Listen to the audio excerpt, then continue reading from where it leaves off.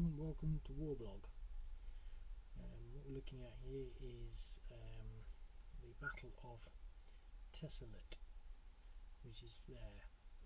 The only thing to say is that it's sort of really more the Battle of Amachach, or the Battle of Tinsalane. I'm not sure which, but essentially the Mali government have troops in a military base here, which is described, I don't know whether it is there, it could be here, it could be there, it could be there. It's described as being about 15 kilometres away from Tessalit. Another point of reference, which I don't know where it is Tinsalane, which is described as being 20 kilometres out. So I know that this is really more of a halfway mark there, but it's sort of this is an extended 20, whilst this is a restricted 15. So I put it there because, well, I don't know why, but I don't really know where it is. So essentially, the Mali government are they're in Tessalit, and basically on the 18th of January they're attacked in Tessalit. Now the Wikipedia article is a bit vague, really, so it sort of intermixes them both. For example, on the 22nd of January, the MNLA announced they had surrounded the Malian army base in Tessalit and expected all foreign military trainers to evacuate the premises. The Amachach military camp is located about 15 kilometres from Tessalit itself. So it's sort of I don't know, mixing the two places up. So anyway, we've got this sort of vague idea. Now, the thing about this game, and I'm sort of in two minds, but I don't really have the time to do it now, is it's all about siege activity. And I've got my little bit of paper here that sort of has the dates, but there are essentially 27 sort of turns in this game, but there aren't really. There's actually sort of 52 days. It covers 52 days. They don't have it one turn per day, but that just sort of make it 52 turns. And to be quite honest, I'm not going to get that far through, but most of what happens is, for example, on the 22nd, they surround the Malian army base in Tessalit, which I assume they mean by Amachach. Then on the 10th of February, the Malian army launched an offensive to relieve the garrison after a two-week-long siege. So, sort of back on the thingy-bob here, you'll sort of see that with the Mali Mechanised Infantry Company, which comes on turn 12, which is the equivalent of day 24. They come on to sort of, now it sort of says that they come on to relieve the garrison in Tessalit, so I presume there's a garrison here, but it's not that clear. But either way, the MNLA became aware of the Malian army movements, and they basically met them here. So what happens on turn 12 is that you get the mechanised units, but you also get the helicopter. I put it on turn 11 because they never work on the turn they come on until I've changed that rule. So just a bit of a workaround on that, lazy workaround. But also on turn 11, and it's just before, you get two MNLA companies to head that mechanised unit off. They're irregular, so we don't know what's going to happen there. But so that's turn 12. But because of the small number of units, you probably find that it will be done and dusted by then. So that's sort of turn 12. So first turn you basically, I don't know, first turn you surround this, second turn you must surround that. But turn 3 you sort of surrounded it, and then the whole idea is that you're then involved in a siege situation, and that's what I'm saying. I haven't done that siege situation in the rules, but I'm sort of thinking, well, I'm sort of half tempted to, and I might if I get through other stuff that I'll do today. But it's sort of a bit complicated. It sounds easy, but basically, what I'm going to sort of implement is something to reflect the fact that this is a siege. So you could sit there until turn 12, just instead of doing normal combat, as long as you've got all of these hexes in the zone of control, one way or another, then you can, instead of doing an attack, you can implement a siege. And when you get a siege, you basically you basically inflict some sort of known loss. I'm not sure how to do it, but I think pretty much it's going to be 1 plus a variable. For example, either 1.1, 1.2, 1.3, 1.4.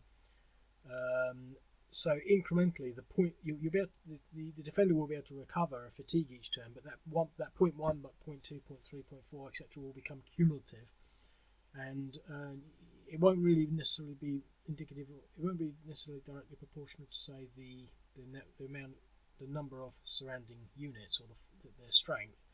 But so you'll be able to basically press a siege button. And also, the thing is, I might save that until I can do attrition as well. So I want to do attrition losses, but now I'm not sure how the siege is necessarily going to work. It might be when there's something fortified, or it might be when there's something fortified or it's a city hex.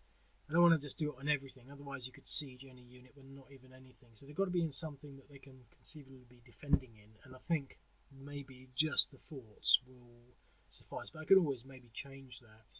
So you'd have to have a unit there and there at least to get all the surround, and if you had a friendly unit here, you wouldn't be able to siege them. So you can sort of, in this sort of situation it would sort of work, but the reason I sort of maybe wanting to push for that is it allows you to model these sorts of situations where you're going to spend maybe 10 turns. Now you could possibly do the attack, but let's maybe start moving some of these units in.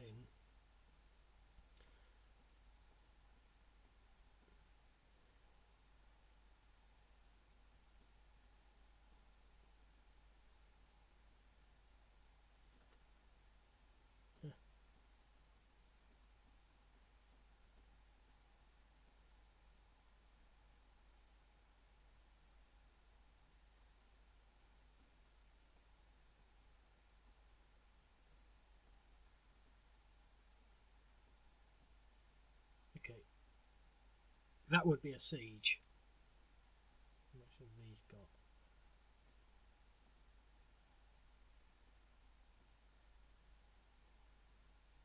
Whereas this wouldn't, because they don't have that zone of control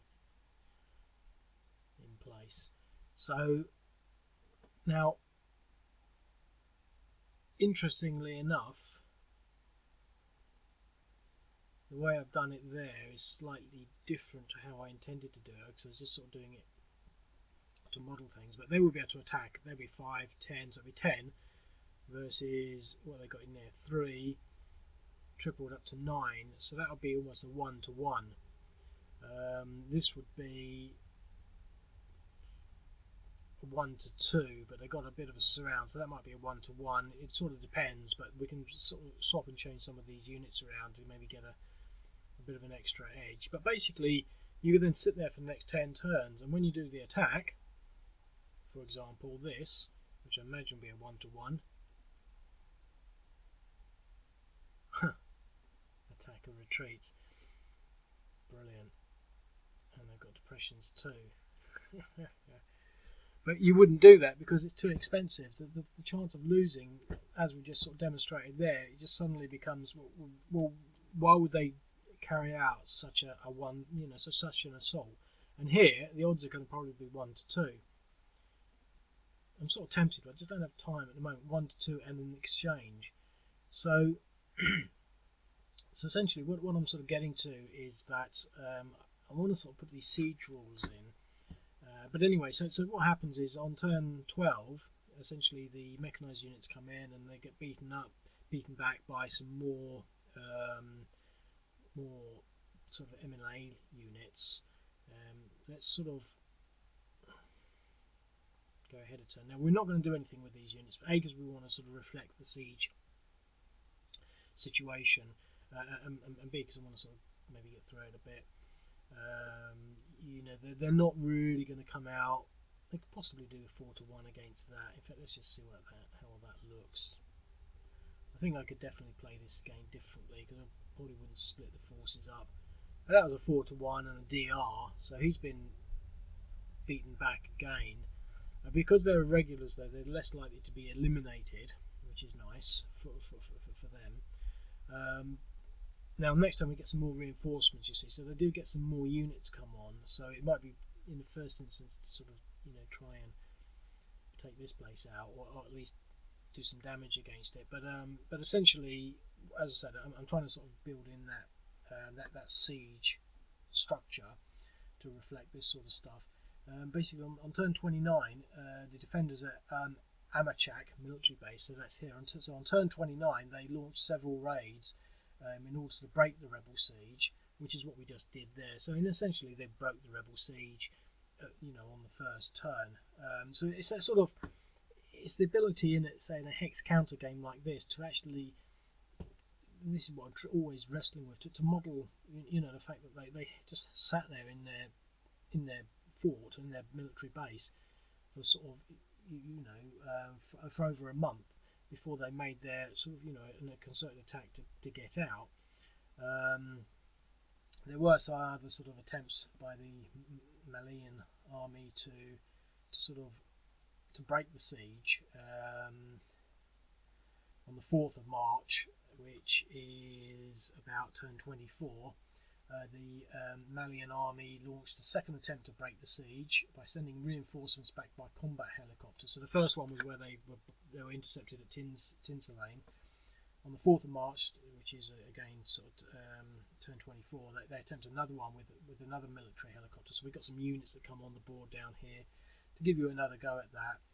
But on the 10th of March, in the early evening, the MNLA launched a final assault on Camp Amachach. Basically on this one they fought for 12 hours but still didn't break the siege. But on the 10th they fought they fought for a couple of days, and then on the 11th the Malian army fled the base, leaving behind hundreds of weapons, mortars, rocket launchers, machine guns, and even tanks. Around 57 Malian soldiers, 5 officers were captured, 10 vehicles and 2 BRDMs recovered. It doesn't actually say when they took